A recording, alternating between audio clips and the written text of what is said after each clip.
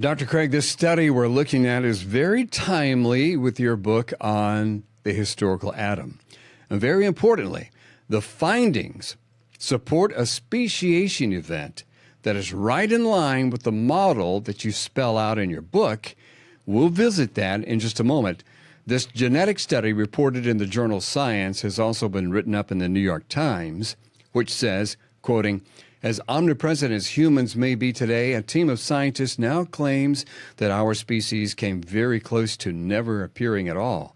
Researchers in China have found evidence suggesting that 930,000 years ago, the ancestors of modern humans suffered a massive population crash.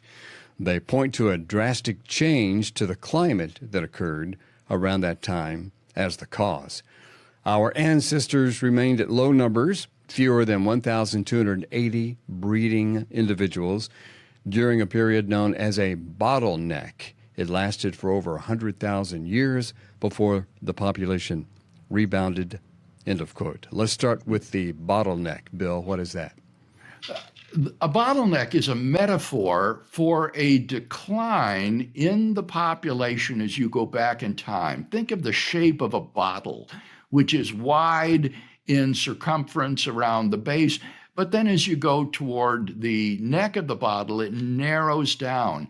And what they have discovered is that around 900,000 years ago, the population of breeding human beings on this planet went down to a severe bottleneck for for a period of about 100,000 years.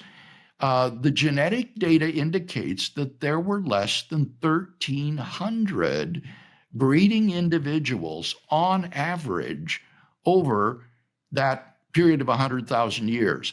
So the human population, as you go back in time, constricts down to this very tiny, narrow bottleneck right around 900,000 years ago. Bill, would you say that your book, In Quest of the Historical Adam, is a proposal or a model that makes predictions? What I'm trying to say is all models predict what one should expect will be discovered if the model is accurate. So, so far, is this study in line with your model? It is absolutely in line with my model. I have to say, Kevin, that I did not propose a model that had any predictable results from it. I simply wanted to craft a hypothesis that would be consistent with all of the known scientific evidence. And so my hypothesis was that the human race sprang from an original single founding pair called Adam and Eve prior to 750,000 years ago. Now, I never imagined that there would actually be scientific evidence that would confirm this hypothesis. All of the data that we had was that there could be such a population bottleneck if it was prior to 500,000 years ago. If it was prior to 500,000 years ago, we wouldn't be able to detect it so as to say, well, it didn't happen. And so the evidence we had was just negative. It did not rule out such a population bottleneck as long as it was earlier than 500,000 years ago. But now, what this genetic study indicates is that there actually was such a bottleneck around 900,000 years ago, during which the human population was so small that it was less than 1,300 breeding individuals over a window of about 100,000 years. And this is dramatic scientific confirmation of my model. Beyond my wildest dreams, I could not have imagined that we would have this. Now, our listeners need to understand that when one speaks of scientific confirmation, we don't mean scientific proof. When you say a hypothesis has been confirmed, what one means is that given the new evidence, the probability of the hypothesis is increased. The hypothesis is more probable given this new evidence than it was before. And this new genetic evidence provides significant scientific confirmation of my model. It makes the model significantly more probable than it would have been in the absence of this evidence. I think you had some divine help with this, Bill. That's what I think. The New York Times article says, quote, about 98.7% of human ancestors were lost at the beginning of the bottleneck, thus threatening our ancestors with extinction. If the research holds up, it will have provocative implications. It raises the possibility that a climate-driven bottleneck helped split early humans into two evolutionary lineages, one that eventually gave rise to Neanderthals, the other to modern humans. Let me interrupt at this point, Kevin. You notice that these scientists are presupposing the truth of standard evolutionary biology, namely that human beings evolved from non-human primates who lived earlier. And so they talk about a crash in these non-human ancestral forms prior to the bottleneck. And then you have the bottleneck and then the human population beginning to emerge. This is consistent with my model saying that the human population actually originated prior to that bottleneck. My model doesn't say anything about human evolution from lower primate forms. This has been a misunderstanding of the book by some people. It is neutral with respect to that. The model is consistent with saying that there were ancestral primates to the human population, but it's also consistent with a de novo creation of the founding pair of Adam and Eve by God at the beginning of this population bottleneck. So my model is neutral with respect to the question of what went before the bottleneck. Bill, this is a little bit of a side issue, but I am curious about it. I want to mention the possible political baggage that this New York Times article carries. Anytime climate change is mentioned, it triggers the divisive global warming controversy. But catastrophic climate changes have always been a part of Earth's natural history, so that needs to be taken into account. But I wonder if the New York Times sees this near extinction that is evident in this study as a warning on the side of the global warming debate. Yeah, I wondered that too, Kevin. When they use those trigger words, climate change, you wonder what they're thinking of. Now, it may have been that they were simply thinking of the Ice Age or an Ice Age during which the population was tremendously attrited because of the difficult living conditions during those cold years. And so that's possible that they're talking about the Ice Age, but they didn't explain this in the article. They just, they're simply speculating as to what the cause of the bottleneck is. Their genetic modeling indicates merely that the human population does go back to this severely restricted early tiny population, but it doesn't say anything about how that originated. Oh, and on Neanderthals, Bill, you spell out in your book that they should be considered human.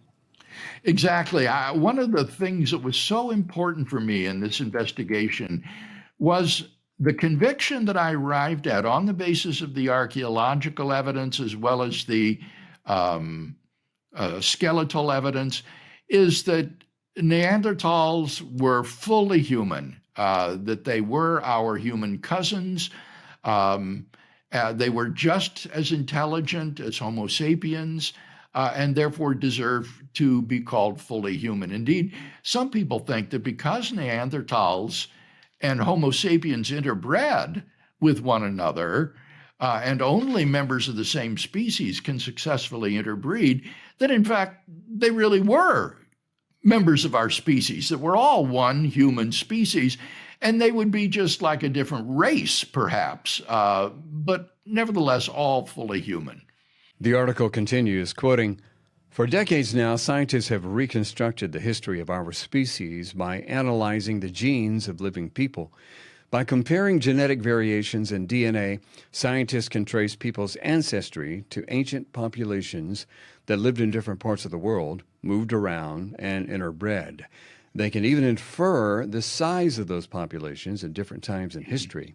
Every human genome contains over 3 billion genetic letters of DNA, each of which has been passed down for thousands or millions of years, creating a vast record of our history. To read that history, researchers now use increasingly powerful computers that can carry out the vast numbers of calculations required for more realistic models of human evolution. End of quote. Bill, do you think these new innovations in genetic research are crucial in constructing a scientifically solid view of Adam and Eve? Well, I don't think they're crucial, Kevin, because I arrived at my model before these results came out. What the evidence indicated, as I say, when I wrote, was that there could be such a population bottleneck so long it was prior to 500,000 years ago. And so it was entirely consistent with the evidence. So the model was scientifically credible. But I did not anticipate that there would be actual scientific evidence for the model, which we do now have. So it's not crucial, but it certainly does make the model significantly more probable. The article continues, quoting, Haiping Li, an evolutionary genomics researcher at Chinese Academy of Sciences in Shanghai, and his colleagues spent over a decade creating their own method for reconstructing evolution. The researchers named the method FitCoal, short for Fast Infinitesimal Time Coalescent. FitCoal lets scientists cut up history into fine slices of time, allowing them to create a model of 1 million years of evolution divided into periods of months. Once enough genetic data from our own species had been sequenced, they turned to the history of humans, comparing the genomes of 3,154 people from 50 populations around the world. End of quote. Does it look like FitCoal is going to be an accurate method, Bill? Well, I'm not qualified to answer that question at all, Kevin. That would be a question more appropriately put to someone like my colleague Josh Swamidas, who is an information biologist and who has done genetic modeling of the human population going into the past. So what I can simply do is read the scientific literature and report on it, and we'll see whether or not the estimates of this team of geneticists are confirmed by other scientists going forward, or whether or not they might be disconfirmed. Yeah. And did you notice, Bill, and FitCoal is short for Fast Infinitesimal Time Coalescent, and which has definitions of being infinite, but I think it's just shorthand, perhaps, of what they're trying to call it. Yes, it's a very fine-grained method for estimating population sizes in the past, so that they are able to say that during this era that we mentioned, that there were fewer than 1,300 breeding individuals on this planet in the human race. That's just astonishing to think that a model could become so specific, but that's what these new genetic models that they've developed enable them to do. Times article continues, quoting, the researchers explored various models in order to find one that best explains today's genetic diversity among humans. They ended up with a scenario that included a near extinction event among our ancestors 930,000 years ago. Before the bottleneck, the scientists concluded the population of our ancestors included about 98,000 breeding individuals. It then shrank to fewer than 1,280 and stayed that small for 117,000 years. Then the population rebounded end of quote. Bill, this small population size seems to have gotten your attention. Why is that The significant? reason it's significant, Kevin, is that this average population size of less than 1,300 breeding individuals is an average over that window of about 100,000 years. And so that's entirely consistent with saying that at certain points during that 100,000 years, it dipped down even lower or may have risen higher. It's an average over that window of time. And so the model or the data is entirely consistent with saying that during that window of time, the population size of the human race shrank down to two as you go back in time. That is to say, to a founding pair from whom all humanity then descended. Now, whether or not there were 98,000 breeding individuals prior to that first pair is going to depend upon whether or not you accept evolutionary theory with regard to their origin. These 98,000 would be non-human primate hominids, perhaps something like Homo erectus, from which then the human population evolved. But my model doesn't take a stand on where this original couple came from, how they came to exist, just simply that they existed about this time, and the entire human race is descended from that primordial founding pair. Next, the article says, quoting, "Our branch of the evolutionary tree split from that of other apes about 7 million years ago in Africa. Our ancestors had evolved to be tall and big-brained in Africa by about 1 million years ago.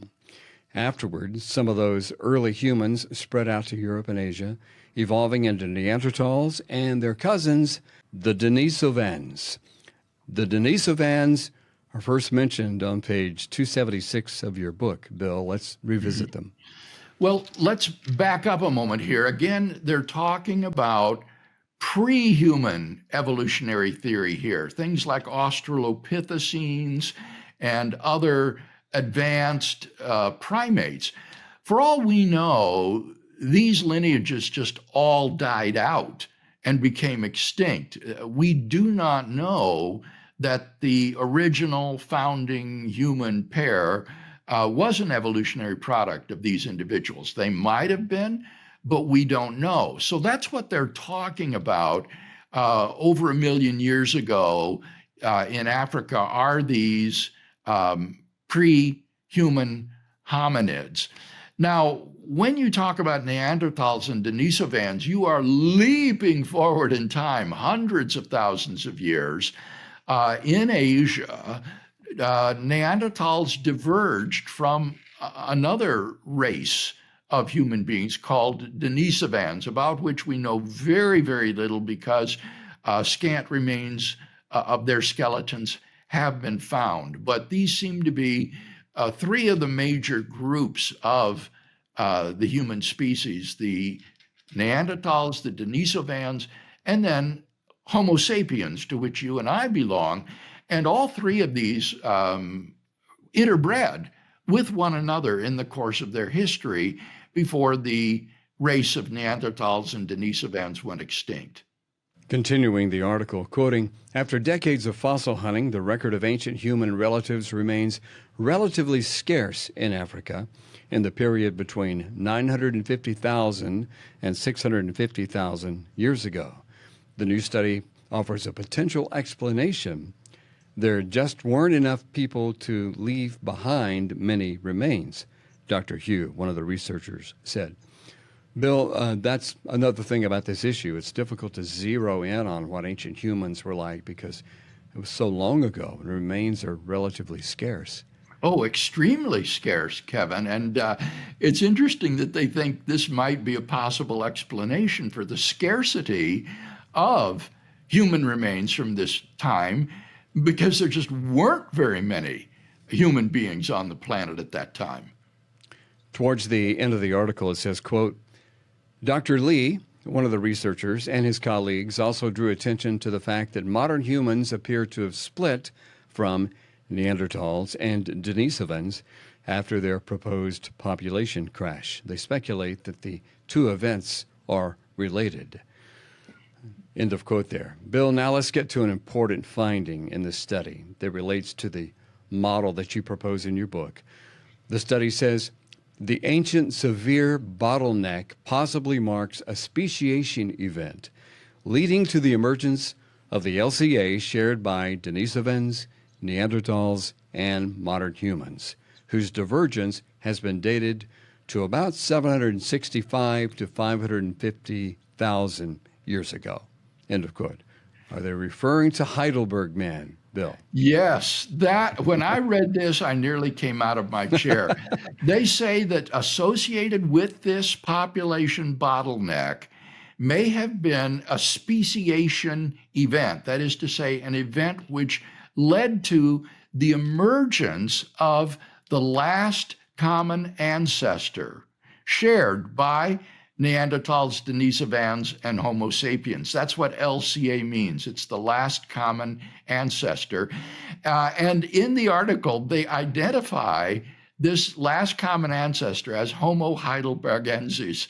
This was perhaps the most bold prediction of my hypothesis, namely that Adam and Eve were members of the species Homo heidelbergensis, from which then all of these other types of human beings evolved.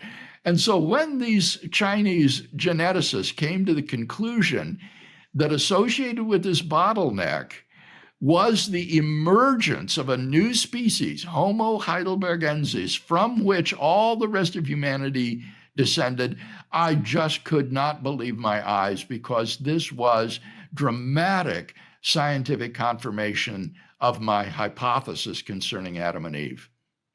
Bill, as we wrap it up today, you had a chance to talk about this study briefly when we met with several Reasonable Faith chapter directors recently. What are some of the findings in this study that we should keep an eye on?